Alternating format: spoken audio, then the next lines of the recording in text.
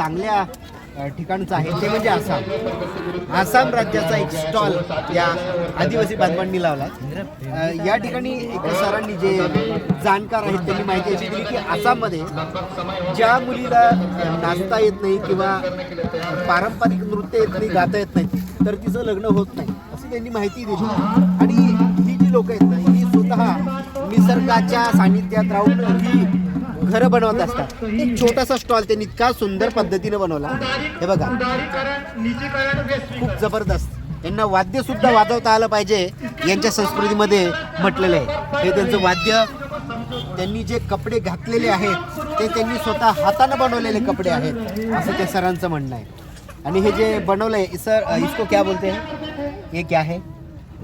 गमछा गमछा गमछा. गमछा ये भी गमछा. ये सगळे गमछे आहेत. हाँ. अच्छा. अलग अलग ये बांसुरी इंस्टॉलमेंट है बजाने जी. के लिए. ढोल, ये इसका ढोल किससे बनाए? कौन सी चीज? है. जी. तो ये तो उसका काय से बोला अच्छा. याची क्वालिटी बघा, क्वालिटी बघा, क्वालिटी. हे हँडमेड आहे आणि याचं महत्त्व आपण जाणलं पाहिजे.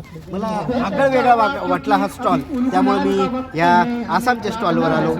थोडीशी तो माहिती तुम्हाला केवल कुटीर उद्योग नहीं, तो घर घर में कुटी, घर घर में उद्योग है. हाँ. हर कुटी में उद्योग. प्रत्येक कुटीमध्ये, प्रत्येक घरी, प्रत्येक ठिकाणी उद्योग आहे.